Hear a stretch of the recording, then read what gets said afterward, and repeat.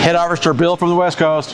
Head Officer Ed LaFlamme from the East Coast. Hey, Ed, we just did a leadership series. We asked a whole bunch of leaders what they thought of great topics. This next question we asked the leaders is a doozy. Where do they spend their time? That's right. And where should they be spending their time? Exactly. Hopefully they're spending their time in the right spot. I hope so. I currently spend my time at the company in the relationship, the sales, and the account management.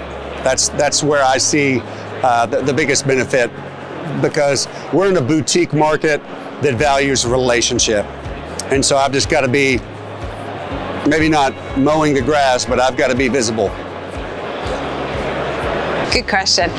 As the CEO, I spend a lot of time looking at areas that we can be better in.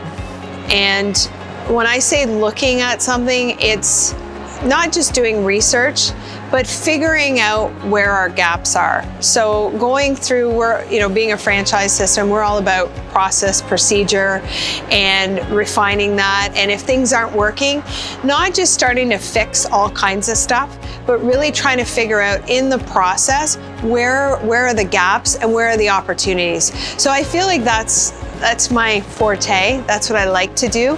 And I like to get really into the numbers to understand it and take that information and create a new process or new procedure that identifies and works on some of those gaps. So, thanks. How do I spend my time?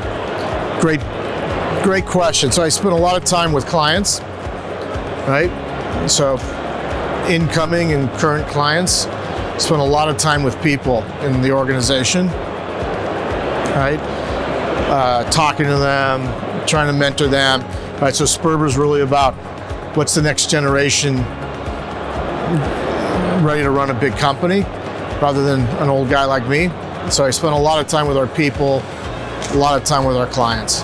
As CEO and owner of Lifescape, most of my time is now spent really with people and with clients. So my job has changed over the past 16 years. When we had 35 team members, it's much different running than now that we're running, now that we have close to 180 team members. So you can see as a company evolves, so does the responsibility of the leader. And right now it truly is getting down less operations and more with the teams and with clients. So business development day and day. Give them the freedom to fail to a point, and they'll learn by that.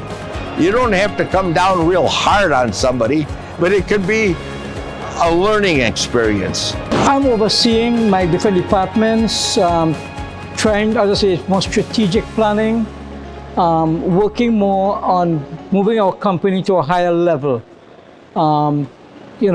Being more competitive, setting standards. One of the things with ProLas ever since, for the past 20 years, since I started coming to the NALP before to the PLCA show, is that we want to set the benchmark for the landscape industry in Trinidad. So it's something that we'll be working on, and coming here again, I always go back with something that helps us to elevate. I try to spend probably about a third of my time is with my staff, with my people. A third of my time is with the clients and out looking at client properties. And then the other third is in the office, pulling it all together and doing scheduling, helping pull estimates together. I'm also involved with the employee development.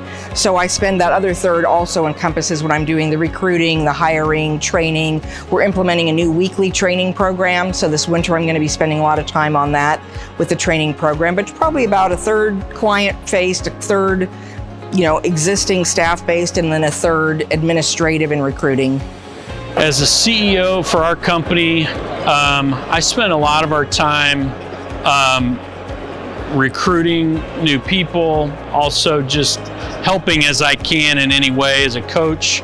It may be a coach for our sales team or a coach for our implementers with the history that I have implementing, and a coach for any of those folks, as well as I take the most difficult customer challenges. If there's some customer challenges, I get the opportunity to do that. I also get the opportunity to be involved in customer visits where we go and check in on customers and see how well they're doing. And normally when we have that face-to-face personal meeting and we see how they're using our system, there's normally some improvements that we can make, that somebody missed something in training or didn't realize something was there for them, they weren't using it yet, so we can usually enlighten them on that.